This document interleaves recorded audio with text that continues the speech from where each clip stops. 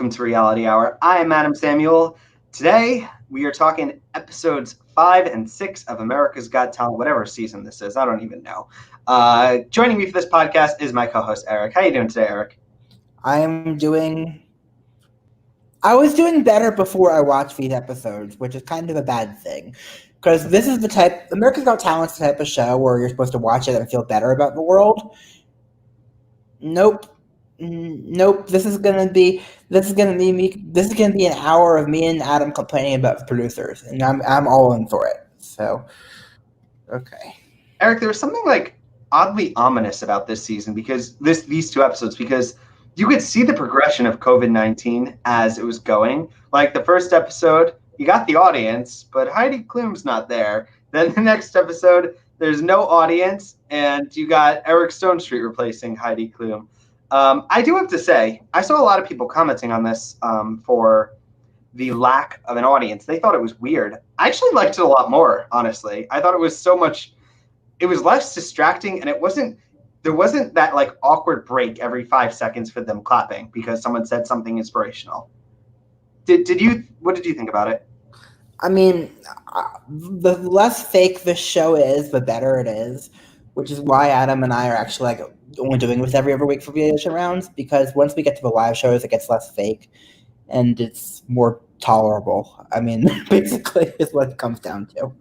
Yeah, Eric vets the acts that we kind of discuss on the show because he has the courage to kind of sit through some of this, because I got to say, it's gotten just hard to watch some of these acts. I mean, there's the ones that I can't watch, I don't include on the list. That's also one thing I do, but yeah.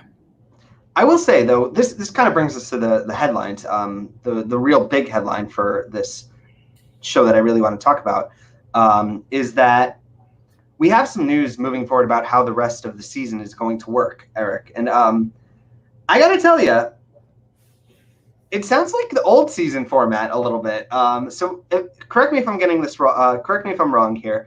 That we are going to have there's one more audition episode, which is all going to be from home. That's right. Am I right there? Yes.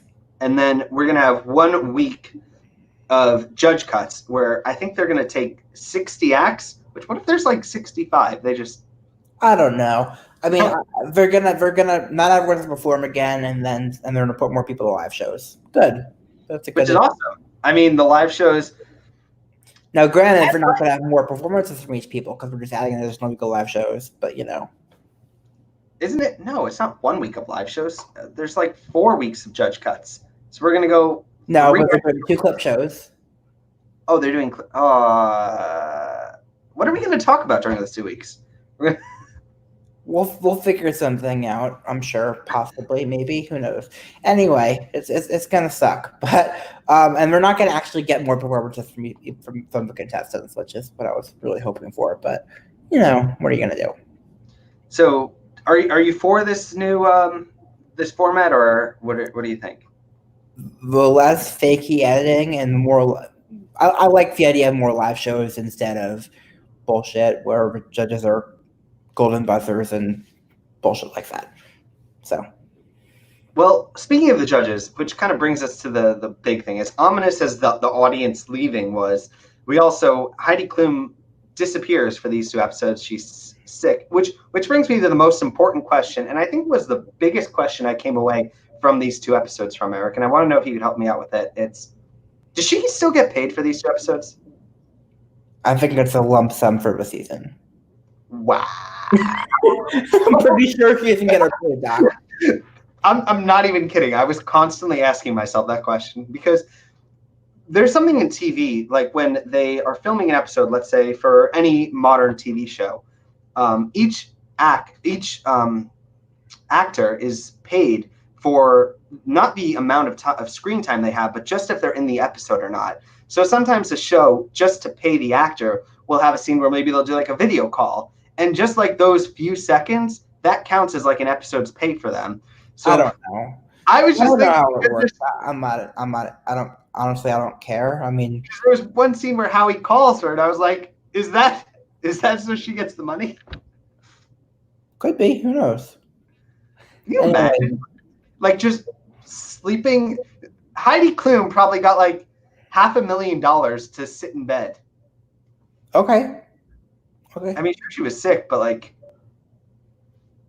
it's a lot of money. Yes. But yeah, so we lose Heidi Klum for these 2 episodes, but in the second episode, we get Eric Stonestreet, another Eric from Modern Family.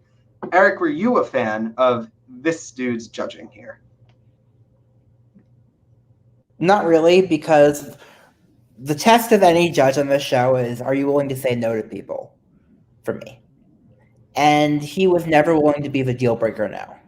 Even for acts that clearly deserved a deal breaker now. So. A good judge is not a puppet of the producers.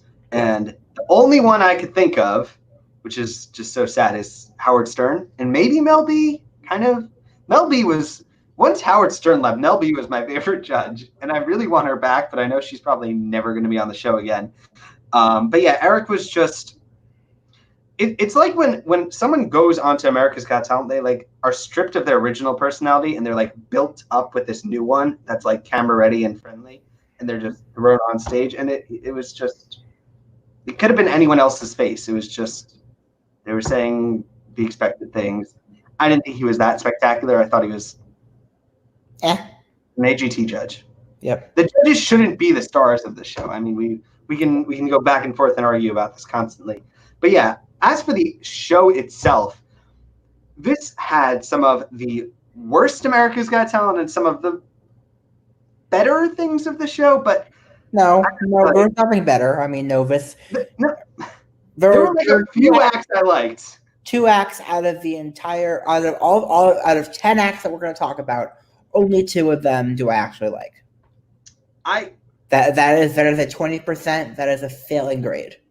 Off the top of my head, I would say maybe 3. One of which wasn't even on the list that Eric sent, because I actually watched the show live, the second episode, and there was one act that was like pretty solid, and then I saw like a lot of people weren't a big fan of his, but I was a big fan of his.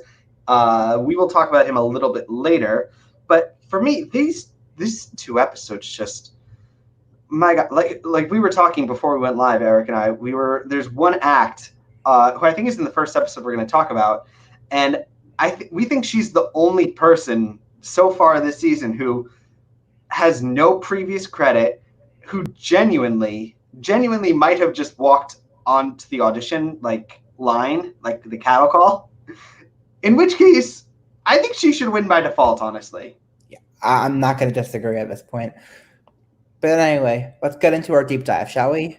Let's do the deep dive. So, like I said, because some of these episodes are a little bit like, Eric vetted the acts, so we are going to talk about, I think it's 11 we're talking about, right? Sure. I'm adding the 1. Because you're adding the 1, yes. Which, did you get to watch that one act? Not really. Really? I mean, all right. So, from the first episode, the first act we are going to be talking about is Annie. She is a 12-year-old singer. She's from Australia.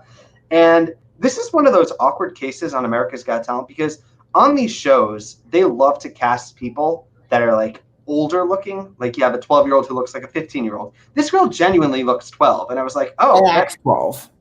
Yeah. Like I'm like, this is weird. Like this never happens. Like this is probably like some regular girl. And usually, because the show, like I said, they love those people who talk very well spoken. They're like not to say that she's not well spoken, but just to say like, when someone says they're 12, they usually look like they're 18 or something on these shows. But she looks totally normal. But like I said, for some of these in the past on America's Got Talent, I've made the judgment that whenever an act comes on board, especially a kid, if they have an accent, they're usually going to be really good, Eric. Or at least not terrible with a story. Yeah. One or the other. That's where we're at. Like the show is that you're either really good or you're not terrible and you have a story. Those are the 2 options. She's been on the stage. She's a big performer. A little pageanty. I mean, kind of the whole what she presented. She performs. I think it was Dance Monkey is the song. What's the song, Eric? Yeah, it's a song that I'm going to take this opportunity to apologize for something I said literally a year ago now on X Factor. On the podcast? Yes, about X Factor Celebrity, which is that when Kevin McHale was given this song, I thought it was a terrible performance. I didn't realize that it was actually a perfect song choice for him. We need like an Eric was. You like to put on the podcast. You have Adam is wrong, or Eric admits he's wrong. I think the only actor who tells that there's got to be a one count, so like no, there's no one count because there's never going to be a second. If there is, it'll happen over 8 months from now. Well, anyway, her performance itself, it's solid. I don't think it's amazing. I'm not blown away, but America's Got Talent, like they love to. Oh, it was the best thing we've ever seen. What did you think of the performance, Eric? I mean, for a 12-year-old, she's pretty great, but there are better 12-year-olds this season, and she's fodder. So exactly, I think glorified fodder at best. I think she's either cut in the first round of lives or she doesn't even make it through judge cuts, honestly. Correct. I think she's one of those. Those are the options. If she's one of those like 10 in danger acts next week that have to reform, I could see her getting cut. But she is good. Like there's nothing against her. She's just.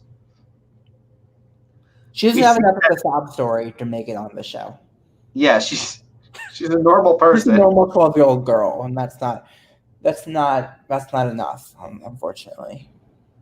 All right, well, let's talk about an act that is just getting the shaft in recent seasons of America's Got Talent, honestly. The last time we had a really good comedian, well, Eric's going to have a different opinion than me. Correct. I'm going to have a very different opinion than you, because last year, Ryan Neal, my golden brother, was a comedian and came in third place and was the best comedian the show's had possibly ever. But now you talk. I disagree. I'm waiting for that. Piff the Magic Dragon, the Tape Face, the Paul Zerdin, someone who's really freaking funny, someone who could really like get me to laugh, because the most the show gets recently is just like a chuckle, like a like there's it's such a comedy just gets so much crap on America's Got Talent, and I don't know if it's because of the fact. I think it's the time constraint one. And the second is that it can't just be PG-13, it has to be PG. What am I wrong about, Eric? You're wrong that there aren't funny comedians last year. To each his own. But Ty Burnett comes on the stage. He apparently was on Last Comic Standing. Were you familiar with him beforehand? No. I was familiar with Last Comic Standing, but not with him. Yeah, so he's been doing comedy for 18 years. He makes some jokes about going on dates with girls, and that's exactly my thought. I was like, he's perfectly fine, like but not. I mean, the bit about knowing he's getting older because he's not rooting for the kids in scary movies, that was kind of funny. But other than that, yeah, I think that was like a little good, but. Nothing more than a for me. Like I'm waiting for something a little bit bigger, and so far honestly, the dude's been a comedian for 18 years. This cannot be his best material. The dude's gotta have either it's because the producers have some weird clause in the contract where like if he does a routine on the show, it's theirs or something like and he has to write new jokes for it. No, it's just a family friendly BS. That's my guess. But even like, but like the thing is like, my dream is to have a comedian that reminds me of Jim Gaffigan on this show, because he's a clean comedian that's actually funny. There was one clean comedian that I actually watched, and I was a huge fan of. His name was John Pinette. He was a bigger guy, and he always talked about food. The water slide bit, my mom loved that bit. Or a water park bit, maybe what it was. No, it was he went sledding. Skiing. I don't know what the bit was, but my mom loved him. Yes, he was. I think he might still be my personal favorite comedian. He has like these hour-long specials, and I'll just watch them.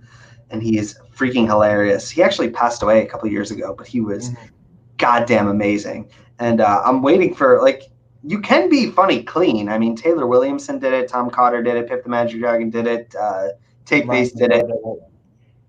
It just is the material, man. Like, you gotta, like, the show is America's Got Talent accepts like subpar jokes, and they love to blow things that aren't as good as they are and make them seem like they're much better. But yeah, for me, this is just I didn't feel any strong reaction. I maybe even would have said it would have been like almost a no. I would have said yes, but I would have been like pretty much. But yeah. Anyway. All right, who are we talking about next? I kind of want to save Alan Silva for the end because I want to put all of the inspo porn acts together in one shot. Oh, we got Shakira. Let's do her. Shakira McGrath. She is surprisingly a country singer. What song? Redneck Woman is what she performs. And this is the act that we were talking about earlier, where she apparently has no previous anything. She is some regular. They couldn't find anything, so that's a good sign. Maybe she has like an alias or something else where she like. Who knows? But you know what? She said she just hasn't done much before, and because we did some googling and we couldn't find anything, we kind of believe her. And she's got a great voice. Honestly, she's got a great voice, and she's not a plant, and that's all I need. That's all I need to like her. So every season we get like that one act that genuinely was on the line of like people. We had that little girl who did like animal imitations. Yeah, Shakira's like a much better version of viable act. Don't think she can win it all, but if it was up to me, she would win by default because I'm so sick of these plants. They're just being flown in from everywhere, and I'm like, no, just let it be, let it be. Let it be. Now we're gonna get a copyright strike. Because that's how YouTube is nowadays. Well, you have to be singing it first. You see the copyright, right? I'm singing good. But overall for her act, she's solid. Good voice. Like I said, not a winner though, honestly. Correct. But good. I enjoyed her. Yep. She gets a double thumbs up from me. Enthusiastic. Just for that sole fact. All right, who are we talking about next? Winston. So Eric actually was he really enjoys this act. I think we were talking about him before. He's a magician, and he does kind of it's a little bit funny. It's that rare kind of. It wasn't really funny necessarily. It was presented as a scary movie type thing, like a horror type act. It was a little funny. It was kind of funny, but it was like, you know, like a.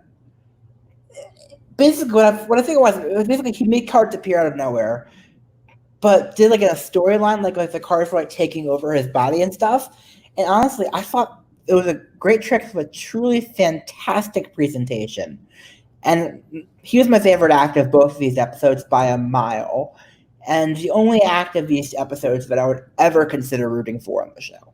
So, does he get your golden buzzer?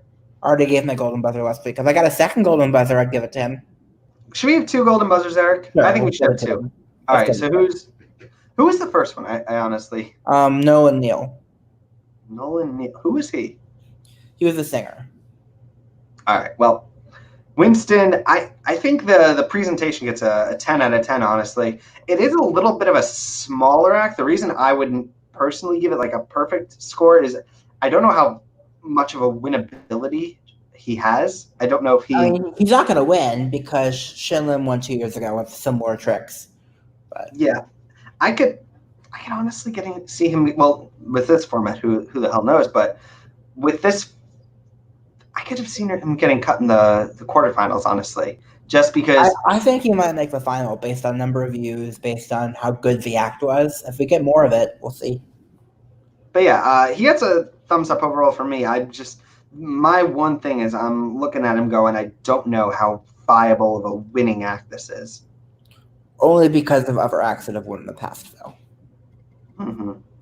All right. Who we have next? I think our last one from this episode is Alan Silva, right?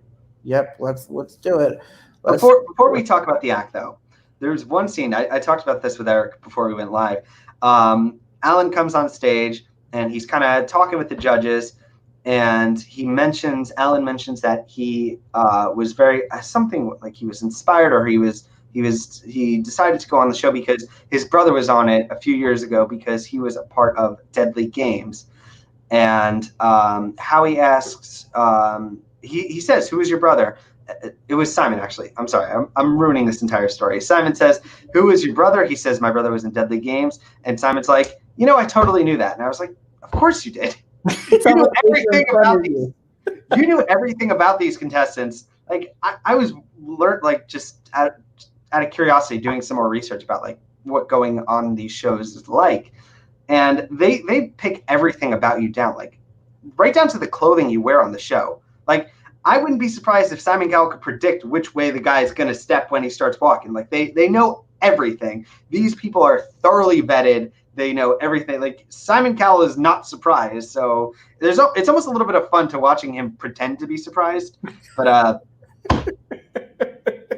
I can do that too. I can pretend. Like, I can be me, coach. I could do this.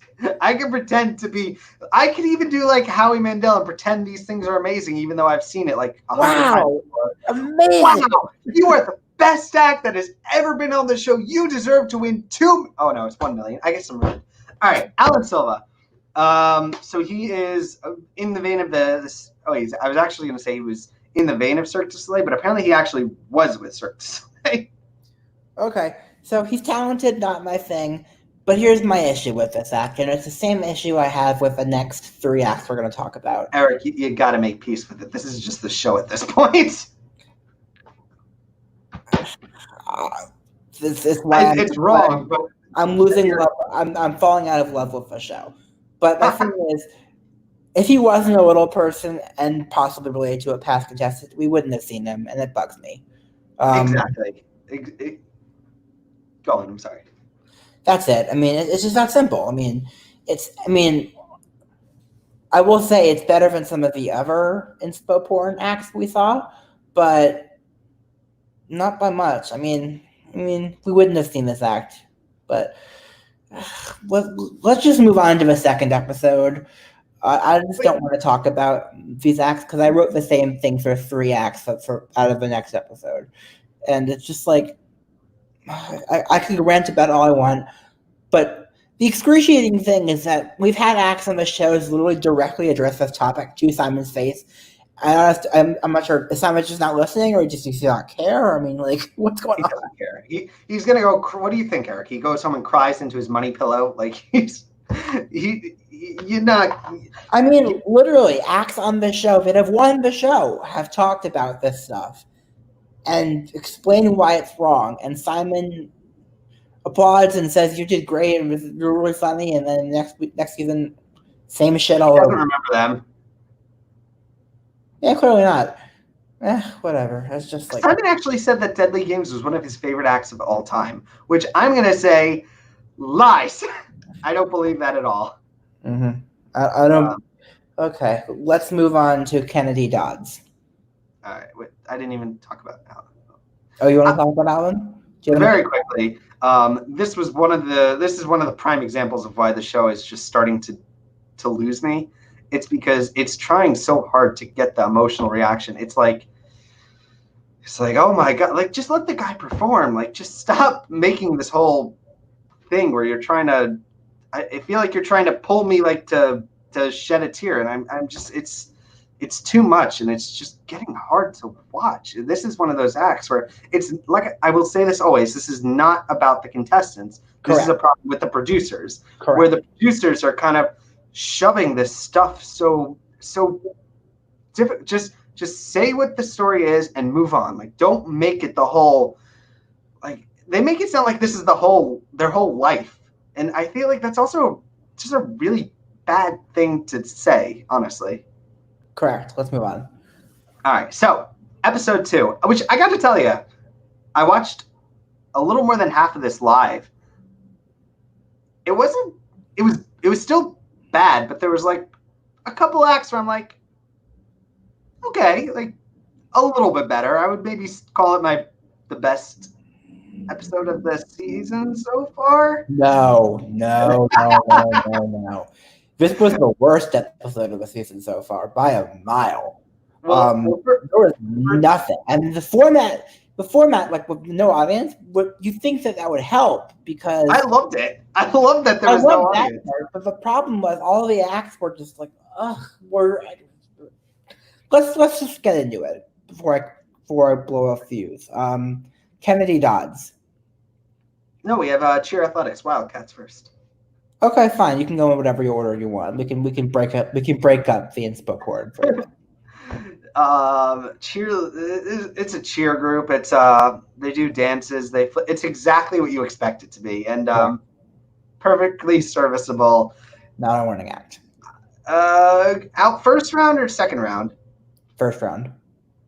The thing that I both love and hate about the show, and just how crushingly brutal it is that if one person on this crew like slips and makes like a mistake, they're automatically out. But like if the little kid who we talk about who plays piano, like if he misses a note, like they won't count it. Move on. They won't even notice or like care. It's just the double standards. There is no harder act on America's Got Talent than a dance act, a dance crew, because that is like, if you're one person, if I'm on the show and it's just my body, like I can know what I'm doing. But if I've got like 30 people and one person, God help them if they slip, like. And if they break something, then they can come on the show next year and be in support of their new disabled person.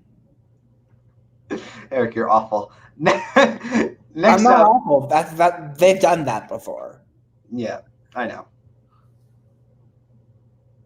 Jacob Velasquez. He is an 11-year-old drummer / piano player. He was apparently also on the Harry Connick Jr. show. He has a story. I think this is nothing against the kid or the acts. This is about the show and how they pick these contestants. Everyone has something. They have an issue that they're struggling with. Every single one of these 4 acts that we're going to talk about next either has a disability, has a family member with a disability, or has a dead family member. Every single one. Issue is the wrong word. I'm sorry, I meant disability. I was just looking for it. I couldn't find it. But yeah, every single one this episode, and I will continue to say it, not about the contestants. This is a problem with the producers. Correct. That they constantly. I feel like we're just. We can just call it exploitation and just be done with that. Yeah.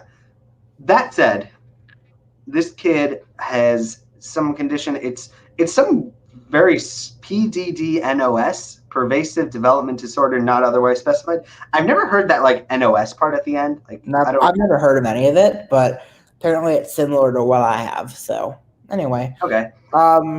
And so the thing is, based on talent alone, he's good. I mean, he's 11, so he's pretty great, actually, for being 11. But, again, the story and the fact, if they just said he has it and then move on, that's fine. But the fact that it's all about the fact that he has it is what bugs me. Someone made a comment on Reddit that I'm sorry, I don't know who it was. It's in the slush of the live chat. But that person perfectly summed up this act, and that was that Jacob, Elijah from later in the episode, and Tyler Butler Figueroa need to get together and start a band. Sure. Right? Sure. He said with very little enthusiasm. I'm going to disagree with you, Eric. I actually really like this act. Maybe it's just because I'm a piano player myself, and the drumming was pretty good, I think. It was good. It wasn't bad. I mean, for an 11-year-old, he's pretty damn great. But it's just, I think he's really good. I think, honestly, the piano part was better than the drums. I thought if he had just done the piano, I would have been like, yeah, you're going through. The drums was just like for the gotcha moment, like, oh, here's the next big surprise, which does kind of leave me thinking, like, what's going to happen in the live shows? Is this just going to be has he now been thrust into this like box where he's going to have to do both every episode? Yes. Yes. Because I got to tell you, the piano playing alone might have been the highlight for me of these 2 episodes. The piano part was amazing. The drums I thought was just, it felt like 2 acts tacked on. Like it felt like I'm like, this is just weirdly smushed together. And yeah, but then he comes on stage and he's got like this card that he made. I'm like, like I see what it's like. It's like when you go to a puppet show and you have like the puppet and you have the strings. Like I could see the producer strings at play here. Like I could see like they like usually I can't see the strings, and if I can't see the strings, I can pretend they're not there. But I can see them. I can see the things going on in the background. But that all said, I still think he's really good. I don't think he's, like I said, the piano is much better for me. They just love the drums because he does the sick thing, which is cool. But for 11-year-old piano player, I mean, very, very good. Okay. Next. All right, who are we talking about next? We got Vonn Nieto, who, by the way, when she's giving her intro package, I really like this girl, like right off the bat. Like her personality, I just wrote it's infectious. She has like this.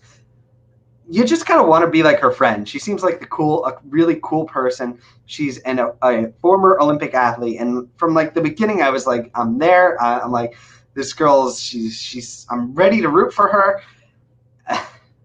And then what happens, Eric? So her husband got a disability, and she quit everything, and he feels bad because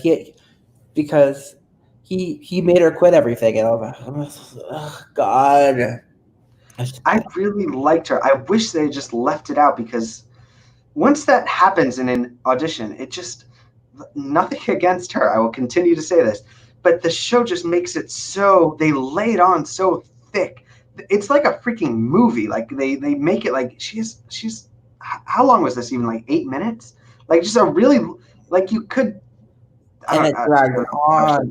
It just drags on and on. And I loved this girl. And I'm like, I just. It was all about how the disability is such a bad thing that ruined her life and ruined his life. And it's like, ugh. Okay. But like I said, I love this. She seems so cool. But then she's like gonna sing her song, and it's an original song about like her husband. Like I'm just. Like you're going too much. Like you're laying it on. Just sing like Just sing a freaking song. Just sing a different song. This is one of those instances where I'm regretting that I want original music on these shows. Like, this is one of because her voice, I will say, it's solid. I don't think it's amazing. She has a good voice. Yeah, it's solid, but I'm just like her more. She didn't bring up the whole story. Exactly. It just feels. It feels like the show wants a pity party. Yeah. Like that's what the show is. It's what it's become. It's just, Eric, do you want to go to a pity party? Do you want to go where everyone's just gonna, and when I time they're like puddles, then maybe, but other than that, we need like someone to flip it on the head, like someone who's gonna have like a. But anyway, like I said, solid voice. I think she's cut right before finals. They milked that story hard enough that I think she's going to make the final. We'll see. Next up, Kennedy. Before we do Kennedy, let's talk about this is the act I actually put on because I thought he was pretty good. Elijah. He is a cellist. He is 14 years old. And this act is very much in the vein of a previous act that I loved. It was Daryl and Emil. He actually name checks them in the audition. I was actually in the audience when they performed during whatever season it was. America's Got Talent is not like American Idol. I don't remember the seasons. Like I don't even know what season we're on, honestly. But whatever season that was on, Daryl and Emil they were freaking amazing. And I just remember being in the room when they were performing. It was I Can't Get No Satisfaction, and they were just epic. And it was just like this rock concert, and it was so cool because like. This is an act you can't see anywhere else. Like it's cello music. I would honestly watch a show where it's not singers, it's just musicians. Like these are my kinds of acts, honestly. I mean, if they could sing, that's fine. But I also just love just because it's different from American Idol. It's different. It's someone who's Yeah. going to this is why I like Jacob. Elijah and Jacob, I think, were my two highlights from this episode. Just because it wasn't American Idol. It was something just genuine. And the cello playing, I will say the song, I thought it was my favorite things from Sound of Music, but apparently it's an Ariana Grande song, which is weird. But he went with it. Ariana Grande song with samples that song. But yeah, honestly, between Elijah and Jacob, those are my two standouts of both these episodes. Honestly, if I'm going to put a third, the girl who just wandered off the streets. Okay, fine.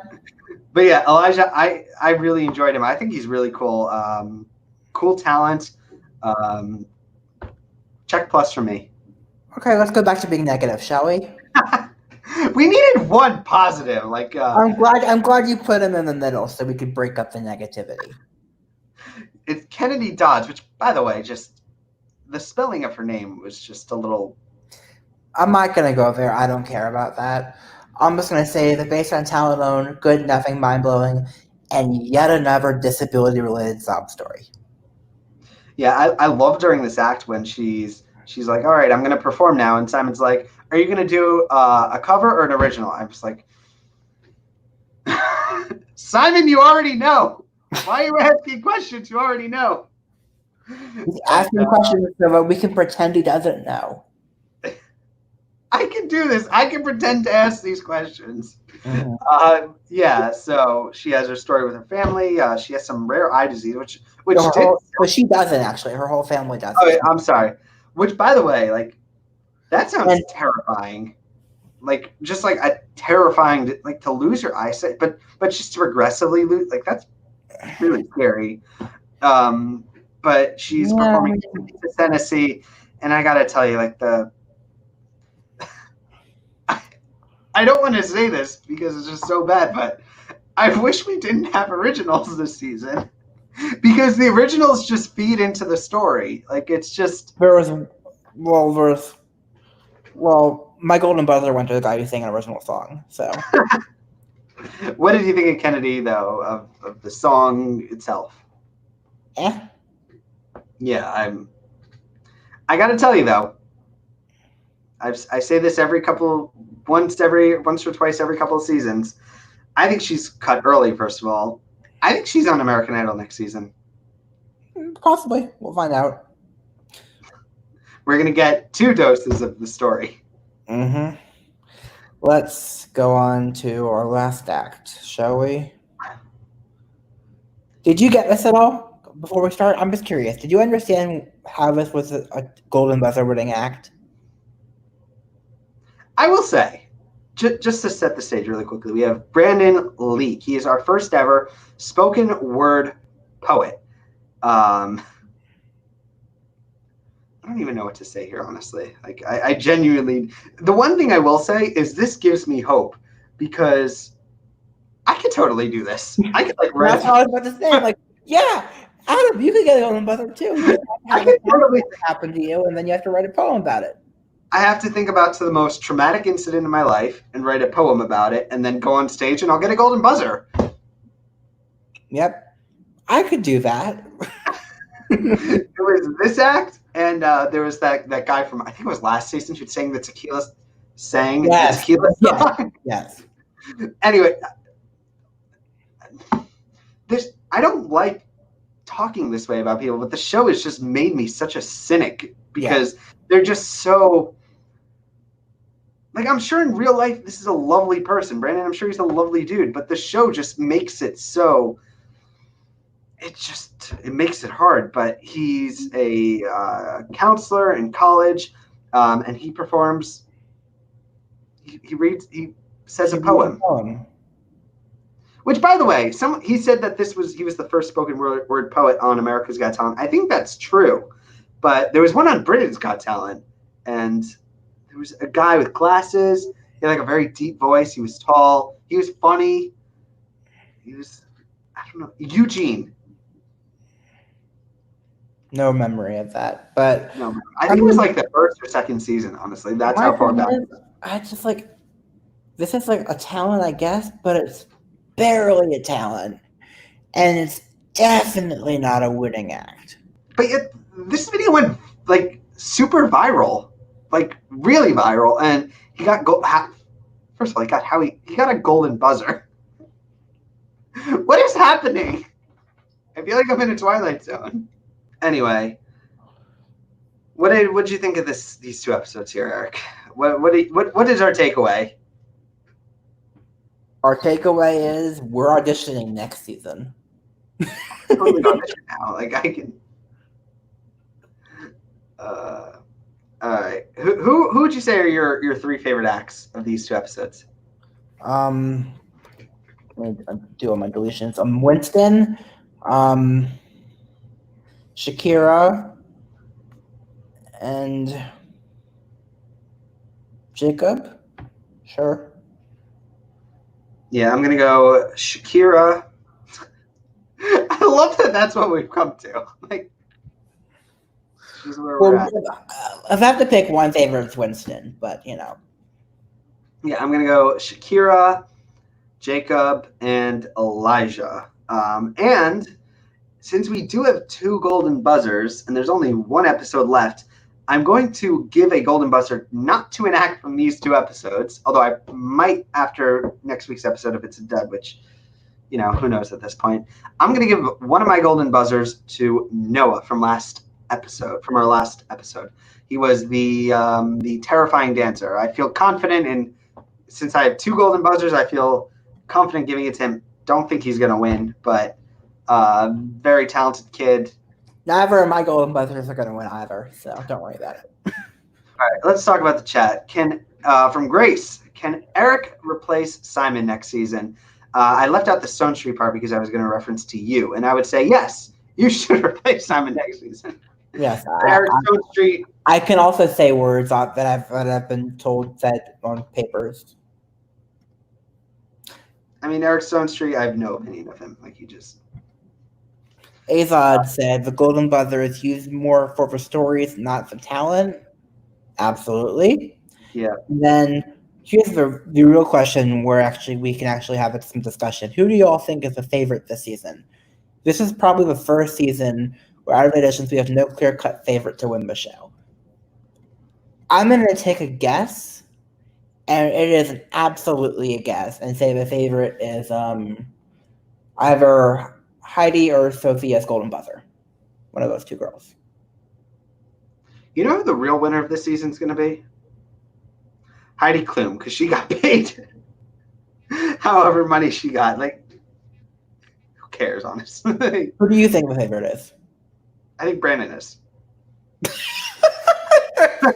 That's where okay, I know on that note, like this video, subscribe to this channel. Yeah, like and subscribe. We're up to 92 subs, which is kind of 92. I think we're on 92. 8 more until we get to 100. Go. Tell your friends. Let's get there. I'm Adam Samuel. You can find me on Twitter at Adam Soapbox. I run my website, adamsoapbox.com. And an update that is a year in the making. Next week, there is a blog post going up on adamsoapbox.com. I just finished writing it today. It is all about me learning how to play piano. So you have that to do, look forward to. I think I'm going to record a crummy home video of me doing a cover, which is weird because I've never done one of those. That's just something. Another thing, actually, there's a second update. I don't know if anyone's will be interested, but I am a longtime, big-time reader, and I am finishing a book that I've been reading for about 2 months now. That long. It is the longest book I've ever read. It's 1,150 pages. I'm going to be doing a YouTube video on a different channel discussing books. The books I read, I'm going to be working on that in the next couple of weeks. I'm hoping to get a video up eventually. Still, Reality Hour is still always going to be my #1 priority, though. It's just a little extra thing. So if you are a fan of us, you get a little extra thing from me. But what about you, Eric? Where can we find you? Eric Ascher on Twitter, and bit.ly/ericlawvids, and ericascher.com. All right. Well, otherwise, I got to tell you, these were some of the weaker. Like America's Got Talent is just weaker. This was a fun podcast to discuss. A lot more fun than I thought it was gonna be. So, I had more fun with the podcast than watching the show. Absolutely agreed. And on that note, all right. Well, one last question: what does the show have to do to sink even lower? Next year when we audition, we have to give us the golden buzzer. Me, the golden buzzer. Or me, whoever auditions. If we get the golden buzzer, the show is just... It's over. Goodbye, everybody. Bye, everyone. This was fun. Until next time. Peace.